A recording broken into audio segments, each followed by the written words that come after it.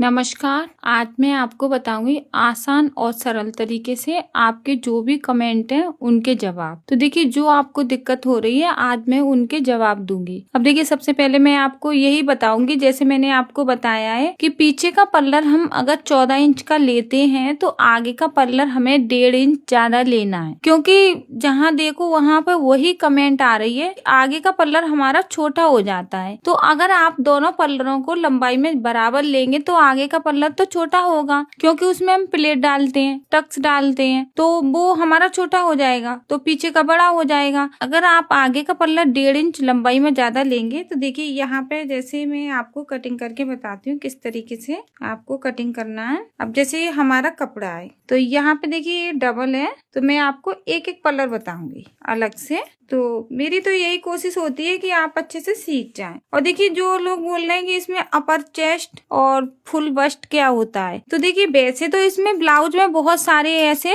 नाप हैं कि हम किस तरीके से नाप लें, और वैसे अगर आप चाहें तो आसान और सरल तरीके से तो आप चेस्ट का नाप लेके भी ब्लाउज बना सकते हैं। तो मैं हमेशा आपको चेस्ट का नाप लेके बताती हूँ। फिर कमर की बात करें तो कमर तो हमेशा पतली होती है, चेस्ट हैवी होती है, तो चेस्ट के हिसाब से हम कपड़ा लेते हैं तो वो ज्यादा गुंजाइश होती है। कमर पे तो हम सिलाई लगा सकते हैं। तो देखिए अभी मैं आपको कटिंग करके बताती हूँ किस तरीके से हम समझेंगे। तो देखिए यहाँ पे हमारा ब्लाउज है, तो ब्लाउज को हमें डबल करके रखना है। पहले ब्लाउज को हमने ये अच्छे से रख लिया, इसमें कुछ ज्यादा नहीं है, अगर आप चाहें तो बड़ी आसानी से बना लेंगे। फिर आपकी मर्जी के अपर चेस्ट और फुल बस्ट क्या होता है, तो अगर आप ज्यादा ब्लाउज पे ध्यान देंगे कि हमें कैसे कैसे काटना है तो वो आपके समझ में भी नहीं आएगा। अगर आप आसानी से सीखना चाहते हैं तो जैसे मैं आपको बताती हूँ उसी तरीके से आप कटिंग कीजिए, तो आपका ब्लाउज एकदम बराबर बनेगा। तो यहाँ पे देखिए पहले हम चेस्ट का नाप लेंगे, तो यहाँ पे देखिए 18 है, तो 36 चेस्ट हो गई। यहाँ पे 18 है, आगे का 18 है, तो पीछे का भी हमारा 18 इंच का है, तो ये 36 चेस्ट हो जाएगी। अब देखिए हमें शोल्डर का नाप लेना है, तो यहाँ पे हम इंची टेप को ऐसे रखेंगे, तो यहाँ पर शोल्डर कितने आ रहे हैं 10 इंच, तो 10 का आधा करेंगे तो हमें 5 इंच के शोल्डर लेने हैं। अब लंबाई यहाँ पे इंची टेप को ऐसे रखना इस तरीके से, तो देखिए इसकी लंबाई कितनी आ रही है 14 इंच। अब देखिए 1.5 इंच हमें तुरपाई के लिए चाहिए और सिलाई के लिए चाहिए। 1 इंच हमारा सिलाई में जाएगा, आधा इंच यहाँ पे जाएगा। अब 14 इंच चाहिए हमें लंबाई,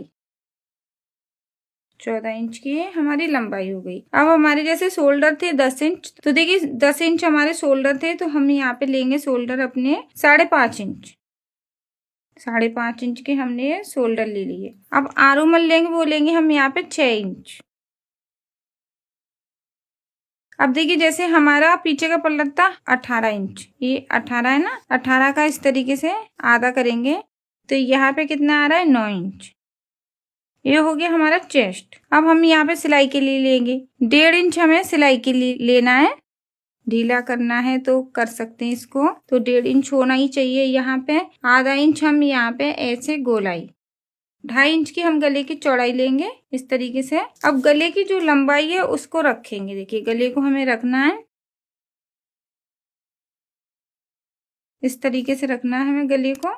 यहाँ पे आ रहा है, ये हमारा गला हो गया। अब इसके बाद देखिए जो पीछे का शोल्डर है उस पे हमें ऐसे निशान लगाना है इस तरीके से, ये हमारा पीछे का हो गया प्लेट। अब इसकी जो लंबाई रखेंगे हम, तो यहाँ से नीचे से लंबाई ले रहे हैं हम यहाँ पे 5 इंच, ये हमारी लंबाई हो गई प्लेट की। तो अभी हम गले की कटिंग करेंगे, फिर आरोमल की, फिर यहाँ से चेस्ट की। तो सबसे पहले हमें यहाँ से गले की कटिंग करना है।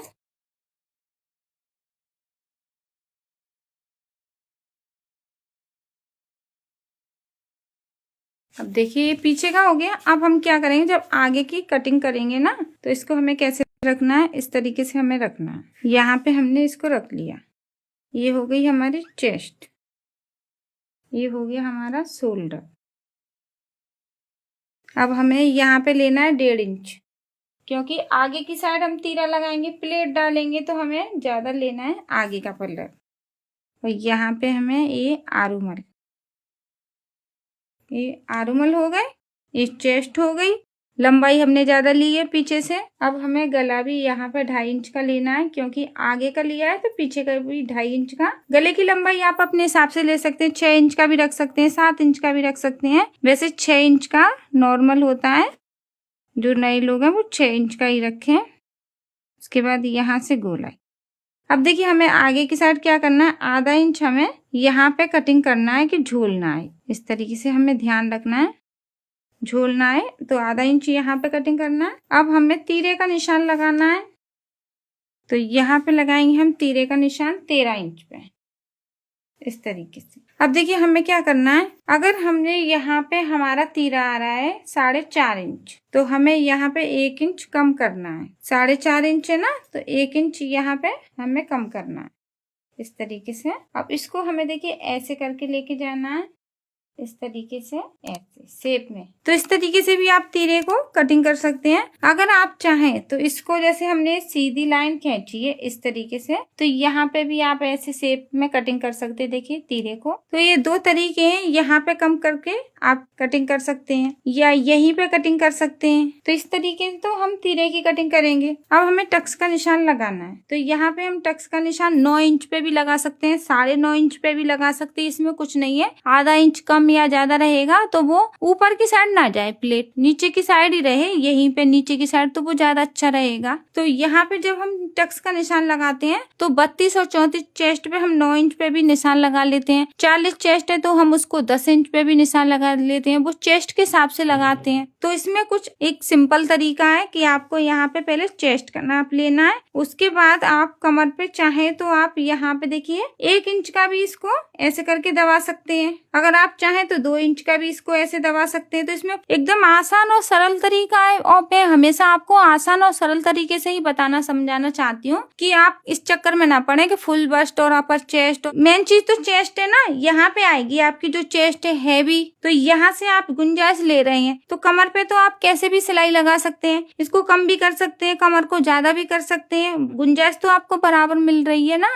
तो यहाँ पे मैंने आपको एक कमर की जो बात है वो बता दी, और चेस्ट के लिए हम गुंजाइश लेते ही हैं 1.5 इंच, तो यहाँ पे भी आप सिलाई लगा सकते हैं। अब टक्स की बात करें तो यहाँ पे देखिए 9.5 इंच है, तो हमने 9.5 इंच पे एक निशान लगा लिया। 9 इंच पे भी लगा सकते हैं, इसमें कुछ नहीं है कि नहीं 9 इंच पे लगाएंगे 9.5 इंच पे लगाएं, आधा इंच ऊपर नीचे हो सकता है। तो देखिए जैसे चेस्ट हमारी 32 है तो हमें वहाँ पे 9 इंच पे ही निशान लगाना है, बस इतना फर्क है। अब हमारा जो फिटिंग का कपड़ा है वो निकालेंगे, तो जैसे 9 इंच है हमारा फिटिंग का कपड़ा है, तो उस पे निशान लगा लेंगे इस तरीके से। अब 9 इंच का हम आधा करेंगे, तो यहाँ पे आएगा हमारा 4.5 इंच, तो ये हमारी प्लेट आ जाएगी बीच में इस तरीके से। अगर आप चाहें तो यहाँ पे 4 इंच पे भी निशान लगा सकते हैं, उससे भी कुछ नहीं हो रहा है। 5 इंच पे नहीं लगा सकते हैं, क्योंकि 5 इंच पे अगर आप निशान लगाते तो प्लेट इधर की साइड आएगी, फिटिंग की साइड, वो अच्छा नहीं रहेगा। तो हमेशा मैं आपको आसान और सरल तरीका बताती हूँ, आप एकदम आसान और सरल तरीके से सीखें, और जितना आप मेहनत करेंगे, सीखेंगे और ब्लाउज को तैयार करेंगे, उतना ही आपको